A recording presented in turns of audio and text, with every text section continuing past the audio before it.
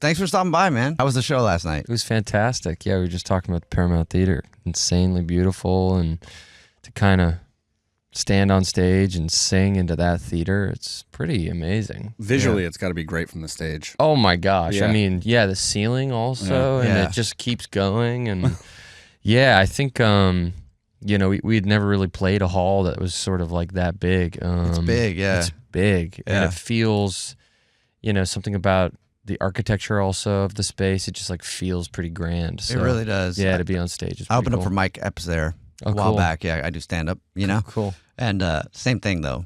Like doing stand up in that crowd, like the laughs were so big coming back. I was like, this is awesome. It's big, yeah. Yeah, I was just saying how it was an amazing show, but not even that, like your fans.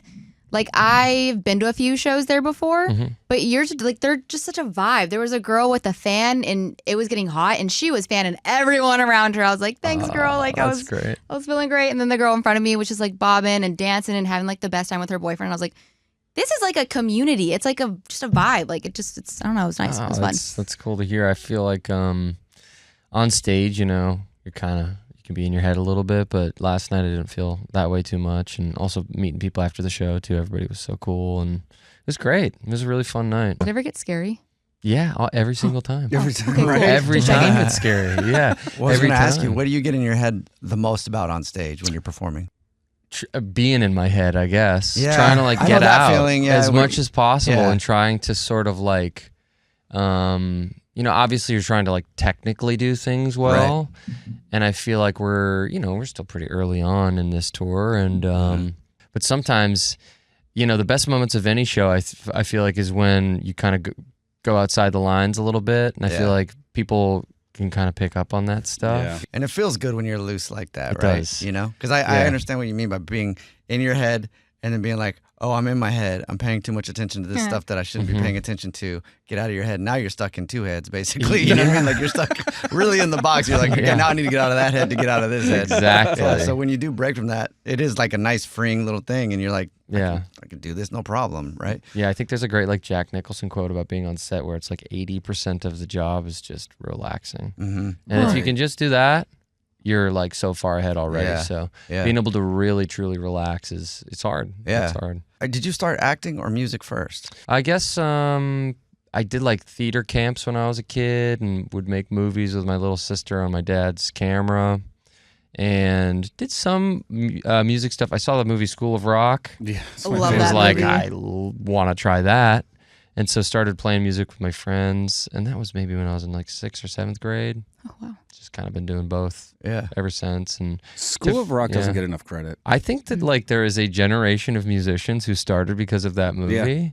And because everyone I talk to about or say that to, everyone's kind of like, yes, oh my gosh, yes, that was a big reason why I started playing huge. drums, Right. Yeah, but just been doing both for a while. Okay. Yeah, chipping away. As a kid, did you want to do that? I You wanted wanna to be be- a hockey player, actually. Really?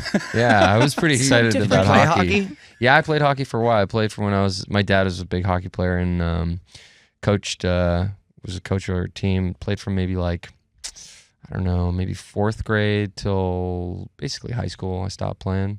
I got hit pretty hard one time. I was like, I don't think I'm going to be very good at this part of the game. I was like, head down, trying to do something fancy with the puck and looked up and just went, took it right under the chin. And I'm gonna do plays, It's a I rough guess. sport. Where'd you grow up? Outside of Boston. Boston, okay. Yeah. Yeah. That's a rough place, too. Nah, not No? where I grew up. No, it's nice. You're from there, so you're like, suburban Boston. Thank you for admitting that. No, it's not like I most grew people be up. like, oh, was it? Yeah, No, it was. very middle class. That's good. Yeah, because most people from that area that I've met, they don't ever say that. They're like, yeah, it's hardcore. We're all hardcore. No, I'm we're all not the mafia. hardcore. No, I'm soft. Yeah. When did you move? You live in LA now? I don't know. I live. I lived there for a while. I moved out to Chicago for school, and then was in LA for a little bit after that. In New York now, but mostly, honestly, just traveling and doing different jobs. Really Right. lucky enough to kind of have a good string of employment over the past few years. Yeah. So yeah. Well, that song. What's the song? I can't think of the title. End of Beginning? In the beginning. Yeah. Yeah. Is that about your time in Chicago? Yeah. Well, it's kind of about like, coming back to a place that you had some formative time in. I was 17 to 22 living there. And so it's just about visiting a place and walking by your old haunts and kind of thinking like, man, that just slipped by, and all of a sudden here I am, and I'm kind of back in it. And I think everybody, though, what I've learned from that song doing well is that I think everybody kind of has that place. For sure. Cool. I've felt it so many times. You feel like a different person was there. Like a different person living that life, and you just got to see it. Yeah, it's so weird. It is so weird, and it's like equally extremely sad, but also so gratifying. Right. Too. It's such a weird feeling. It is a weird feeling. Yeah. And it happens. The weird part is that it's happening probably right now. Right. Yeah, exactly. And we'll come back to this place later and be like, oh, it was great. Remember that time? Remember that? Remember the hockey times? Yeah, exactly. Exactly. Remember the Paramount? Remember the Paramount time? It's true. Honestly, on this tour, I've been really trying to like take mental snapshots of like, okay, this is about to be over now. Yeah. Seattle's done on this part of the tour. So, really trying to soak it up. Good for you for having the wherewithal to do that, though, because things like that do go by so quickly. They do. And then you're like, man, that was a whirlwind. And you look back and you're like, I wish I would have sat in that for a moment and really like enjoyed it, you know, because you never know. Like you could be playing, what's the name of the Madison Square Garden? Well, I was going to say the one here, but Where's yeah, that? Madison Square Garden. I can't even remember the name of ours. See, you talk about like remembering things. I do that daily. Everywhere I go, I'm like, remember when I was here? Oh, this is my house. Yeah, I was here yesterday. Yeah. It was like a different person. It's crazy. But you could play Madison Square Garden, right? And then it's like you forget about the times when you're at the Paramount, which is also a huge place, but Yeah. Like, one step at a time, I guess. Just enjoy it. Yeah. What's your ultimate goal with music? My goal, at least for this last record, was like to get into a studio and to make as much music as I possibly could. And I got into a great Electric Lady, it's a great studio. And basically for like 2 years was just writing music and recording music. And that's the part that I love the most. And that's the part that I really get a lot of joy and catharsis from. Obviously, the performing is really cool and just kind of scratches a different itch, but I love writing and I love recording. And so I guess, I've been really lucky in that way. And in terms of the future, I think it's just about making more music, but then also kind of like putting up different limitations for myself or trying to work in different ways and just trying to do things that are exciting and feel new and keep it fresh for me. And so it'll be interesting to see what the next goal is, but I went to a Montessori school as a kid, and that's all about having kind of like individual lesson plans and projects, and it's very project based. That's so cool. I feel like that's really left an imprint on me. So I'm looking forward to like, what is the next project? That's like, great. Yeah. What are the goalposts? Yeah. And how does it look? So I went to an LAUSD public school, so I don't know algebra. Got it. Hey, I don't know algebra either, though. But that was part of your goal, like your plan. But those schools, though, that sounds like they do a great job of getting people ready for the future and like learning to attack things with focus and then one thing at a time. Let's go to the next project and the next project and stuff like that. So that's great. It was a great. My mom was a part of a group of people that actually founded this school, and it's a public school. It's a public charter school. It's called River Valley Charter School, and just an amazing place. And I mean, I still got a bad GPA in high school for sure, but somehow things worked out, and just gotta, That's dope. knock on wood. You write all your own music? Yeah. That's awesome, man. Yeah. Well, what's the process like for you when it comes to writing? I mean, obviously you draw from experience, just based off what we talked about with the other song, but what inspires you to write? A bunch of different things, I think, but generally I'd say it comes probably from musically first, and maybe getting inspired by a different instrument. I just got this really nice 12-string guitar when I was in Portland, so that's cool. got this beautiful guitar now that I'm playing, and just I think it's about making time for it in your day and sitting down and just not getting too precious with it. And the way that I like to do it right now is, come up with something just easy. Don't try to overthink it or make the greatest thing ever, and just record it.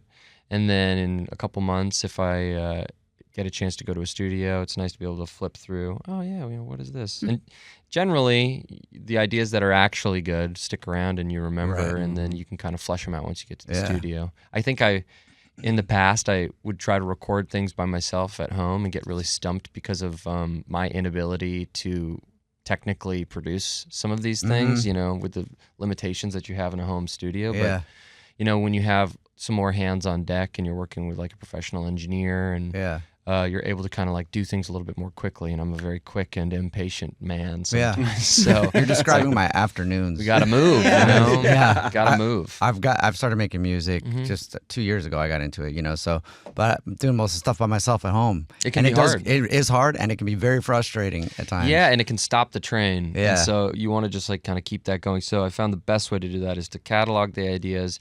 And then when I'm in the setting when we're like ready to go, then you can kind of like start getting into it. Yeah. And I don't know, I idolize like a lot of musicians who are kind of like Kevin Parker or Mac DeMarco or Jeff Lynne, guys who really can do it all themselves. And it's impressive. It's crazy. Yeah. But for me personally, I've found that like actually reintroducing friends and people who I have met in my life, it's been really great. And makes things more efficient also at the end of the day, because if I sit down for a couple of hours, I can probably do this drum part, or I can have Wes come in. He can do exactly. He's an amazing drummer. He like is cool to collaborate with, and that's a different kind of joy. Thank you. You helped me be proud of myself for one thing. Because like I did that recently. I was like, there's a song that I'm putting together, but I want a piano for it, And I'm like, I could play this. It might take me a long time to play it like I want, right? And I was like, I'm just gonna find someone who can do it for me. And I told them what I wanted, and they sent it to me, and I was like, I don't know if I could ever play that. That's way better than anything that I Yeah, just like it's the balance. I mean, sometimes you do wanna like. There's one of the like the song Potion did all the things on, and it's like all me, and there's a certain joy from that. But then other songs, they wouldn't be the same without other people's. Other people collaborating with other people. It does create something that is different. Is it hard to go? So you have your music. I love that you said don't be too precious about stuff in the creation phase, because I think that I do. That's my biggest problem with anything we're creating, whether we're writing stuff for this show or doing anything else. I'm like this is the best thing ever. It must be right. And then you come back to it a week later, you're like, this is awful. And then, So I like the idea that you're starting with not being precious, but to go to the next step, right? So you're in the studio, you make all the music. This is now it. This is the music that you have. And then you hire a band and you go on the road. What is that transition like to these people that they might not have been there all the time for the entire process? Is that a difficult transition? I've always wondered about that when it comes into adding a band into the mix after you've done things without them. Sure. It's pretty easy because two of the members of the band, Wes and Adam, we did record all this stuff together. Adam Tyne is a producer, friend, mixer. We've been collaborating on all this music, so that's really great. And Sam Jordan, who plays guitar, is like, he was the guy I watched School of Rock with, so that's easy. Javi Reyes, I was in a band with, that's easy. Teddy is an old friend, and I actually replaced him as a drummer in a different band. Trent is an amazing musician on his own right, and so basically all these guys who are in the band are just my friends. That's great. So that makes a huge difference. And also the guys who are opening Post Animal, that's the band I was in before, and learned a lot from them. That's and awesome. They're on the road, and a couple of the guys in Post Animal are also in our band. So that's like huge part of this process is also, and also a lot of the Post Animal guys are on the new record as well, singing, or Dalton's playing bass, Matt's playing guitar. So it's, and also Jake from Post Animal helped do all the, album artwork, so all the shoot. People are just really intimately involved in this project. We're just it's a big community. It really is, and it has been for a while. I mean, a big part of End of Beginning is like these guys coming back to that community as well, and being like, oh man, like my life, with these guys. So it's I mean, selfishly for me, this tour is all about just like hanging out with my friends. Like, sure, we're playing all these theater visits. Isn't that the goal? Yeah, like, exactly. How can me and my that friends is the figure goal. out how to hang out Definitely. and have fun and get paid? And I'm not like 22 anymore, so everybody has lives. Everybody lives in different places. So to get a chance to bring everyone together is like, it's very cool. What's clearly being reflected in your audience too. I mean, if Victoria shows up someplace. She's like, wait, there's a whole thing going on here. The audience is having the same feeling you're having on stage, which is great. It's cool to hear. And they felt the same way about your openers, the people who you used to be in a band with. Yeah. Like, and then when you came on, like it was the same exact experience. And I was like, wow, that's like, I don't know, you don't always find that in a crowd of people. So that was really cool. But I also wanted to ask, you recently posted a TikTok, and it was one of your cast members from Stranger Things saying something about, was it Charlie's Garden? Or it was him being in a clip of Charlie's Garden. Oh, yeah. I don't run the TikTok. There is a TikTok, but I'm not. We don't let Jubal on his either. We don't let him on any of his socials. You're in my private for different reasons. They said I shouldn't have. He's reckless. Yeah. Yes. A little bit. 100%. He's reckless. Yeah, so I have somebody do mine as well. Like, you know what? Let's just not I give just you would the pressure. probably, I'd get addicted. I would just be going, bleh. I'd just be doing that. Do you go on social media? I'll go on often? from time to time, and I feel like in the past, it just is like a really easy way to like lose an hour. Right. And then all of a sudden, it's Yeah. like at the end of the week, you're like, oh my God, I spent this much time. Like I could have been doing other stuff. Anything else, And the Anything comments- actually. else. And people get affected by the comments. Like comments have never bugged me. Like Sure. Oh, the worse the better for me. yeah. I'm into it. Like, when people troll or whatever, it's never bothered me. But would that stuff affect you if you were to be in your comments and people were? Yeah, there's trolls everywhere. I think so, sure, there's yeah. trolls everywhere. I guess you also just got to think like, I don't know, who's taking the time to like be that's what I negative always like think that? as well. And it's like fine, everyone can say what they want to say, and it doesn't really matter. I guess at the end of the day, I think the longer that I'm able to do this sort of stuff, the less I feel maybe affected by it. The more I'm sort of like, everyone's entitled to your opinion, and all good, and I'm okay. So but that is Charlie's in that song. I was like, oh, this song wrote at Charlie's house. It'd be great to have him in the song. So that's just him doing it. That's like the take from the and my friend Jake and Courtney, his girlfriend Courtney, now fiance Courtney.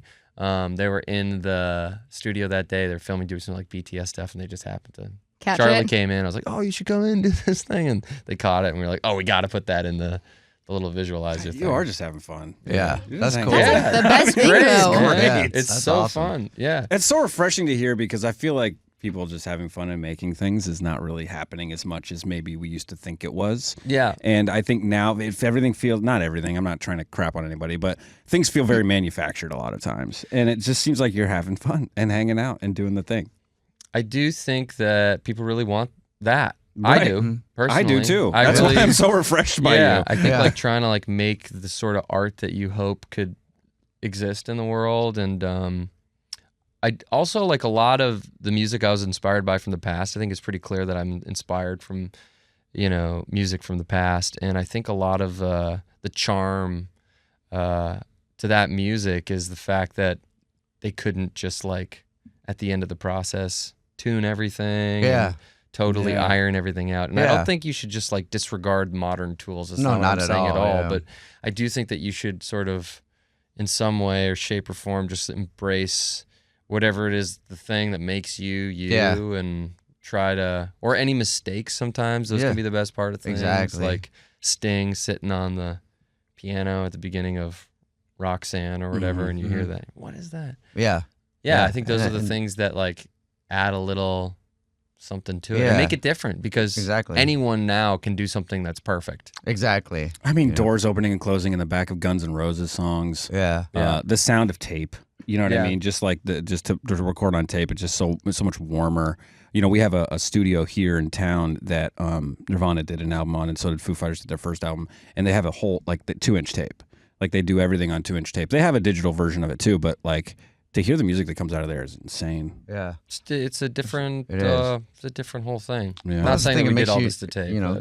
but we didn't. Yeah. I don't want to claim that. But it's true when things are too perfect. Sometimes they don't hit as hard as like even the emotion in your voice and things like that. Like I was actually watching this interview with a famous mixer, and he was talking about how he mixed Alicia Keys, one of her first songs, and he said that he mixed it and he said she did not sound good, so he like tuned the voice however they tuned it back then. They didn't have auto-tune and stuff, and he showed it to her, and she said, no, that doesn't sound like me. It needs to sound like me, and made him take off all the That's tuning and great. stuff that he did to it. so that it could sound a little imperfect, like how her voice sounded in the song. So I'm like, yeah, all that kind of stuff. It feels more genuine when things are not as polished, but also, like you said, some of the new technology is great and all that kind of stuff. Like it is cool too when you can use it, but there's something to that. Yeah, it ranges the spectrum too. Like you have Charlie Puth who is a technical genius, right? And so he'll break down each word and like do it. And so it's the opposite of what we're talking about, and it still sounds human and feels good. Like there's ways to do all this stuff. Yeah. I think what I'm shocked by is your mission is to put stuff you want to put out.